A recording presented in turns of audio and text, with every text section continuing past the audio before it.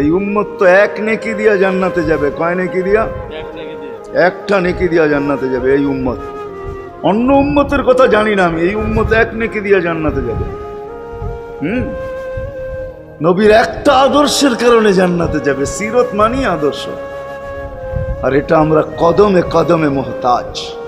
কেননা এই ছোট জীবনটা যদি গ্রহণযোগ্যতা পর্যন্ত পৌঁছাইতে হয় আল্লাহর কাছে, চাই নারী হই, চাই যুবক হই, চাই বৃদ্ধ হই, যেই মানুষই হই না কেন, যেখানেরই হই না কেন, যেই বাসারই হই না কেন, যেই বর্ণেরই হই না কেন, যেই পেশারই হই না কেন, যেই সোসাইটিরই হই না কেন, এই জীবনটাকে যদি গ্রহণযোগ্যতা পর্যন্ত পৌঁছাইতে হয় কার কাছে? দুনিয়াওয়ালাদের কাছে না, মালিকের কাছে, যিনি এক ফোঁটা পানির থেকে অস্তিত্ব দিছেন, যার কাছে আবার আমাদেরকে ফিরা যেতে হবে। পালানের কোনো সুযোগ নাই। এই জন্যই কোরআন আমাদেরকে বোঝায় আইনাল মাফার। আল্লাহ বলতেছে কোথায় ভাগবে তুমি, বলো কোথায় ভাগবে? কবির কথাই সত্য, যদিও নাকি পালাও তুমি আকাশেতে লাগিয়ে সিঁড়ি, সিঁড়ি লাগাও যদি আকাশে চলে যাও, তো আল্লাহ বলে তোমার বাগার কোনো সুযোগ নাই। কেননা ইল্লা বি সুলতান, ওইখানেও আমার রাজত্ব, এইখানেও আমার রাজত্ব, ডাইনো আমার রাজত্ব, বামে আগে পিছে উপরে নিচে সর্বত্র আমার রাজত্ব। আমার রাজত্বের বাহিরে যাওয়ার ক্ষমতা তোমাদের নাই। দ্বিতীয় কথা এটো, আইনা আনা মাআকুম আইনা মা কুনতুম, যেখানে যাবে ওইখানে আমি সঙ্গে থাকব, আমাকে দূর করতে পারবে না। যদি করো তাহলে তুমি থাকবে না, তোমার অস্তিত্বই থাকবে না।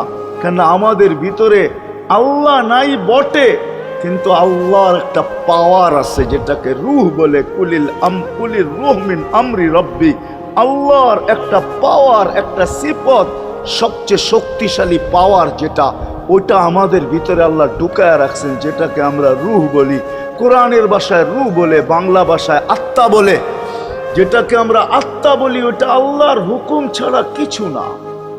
আল্লাহ বলে ওটা মনে করে নাও আমি তোমার ভিতরে আছি, কেন এটা আমারই জিনিস।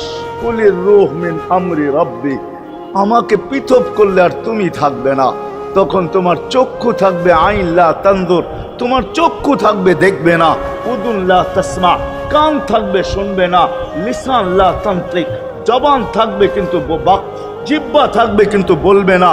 আকলুন লা তুমাইয়িজ, তোমার মগজ থাকবে ভালো মন্দ বুঝবে না। কলব লা তাতাফাক্কার, দিল থাকবে কিন্তু চিন্তা করার ক্ষমতা তোমার থাকবে না। ইয়াত লা তাফতিশ, হাত থাকবে ধরবে না। রিজল লা তামশি, পাও থাকবে চলবে না। তুমি হবে লাশ। ওই আল্লাহ পর্যন্ত যদি গ্রহণযোগ্যতায় পৌঁছাইতে হয়, ওইখান থেকে বাহির হয়ে গেছি। ভালো তো বাসি, কিন্তু আগেরটুকু জানি না। ও মেরে দোস্ত, শুধু ভালোবাসলে চলবে না। আবু তালেবের চেয়ে বড় ভালোবাসা আপনার আমার ছিল না, ছিল না। সাহাবাদের মতো ভালোবাসা আপনার আর আমার নাই, আছে নাকি? হ্যাঁ, আবু তালেবের মতো ভালোবাসা ছিল। চলেন শর্ট করি। আবু তালেবকে নিজের হাতে আল্লাহ রসুল কবরে রাখছেন।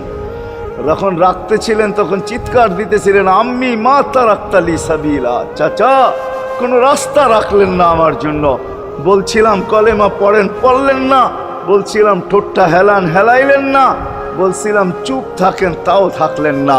সর্বশেষ একটা চিৎকার দিলেন, আলা মিল্লাতি আব্দুল মুত্তালিব, আব্দুল মুত্তালিবের ধর্মের উপরে চলে যেতেছি। এই কথা বলে দুনিয়ার থেকে বিদায় নিলেন। চুপও যদি থাকতেন তো আমার জন্য কোনো সুযোগ হইতো। চাচা, ও চাচা, আমার জন্য কোনো রাস্তা রাখলেন না। ভালোবাসা কাজে দিবে না। এই জন্য চলেন, জীবনটাকে গ্রহণযোগ্যতা পর্যন্ত পৌঁছাইতে হইলে কদমে কদমে মুহাম্মদুর রাসূলুল্লাহর আদর্শ লাগবে, যেটাকে আরবি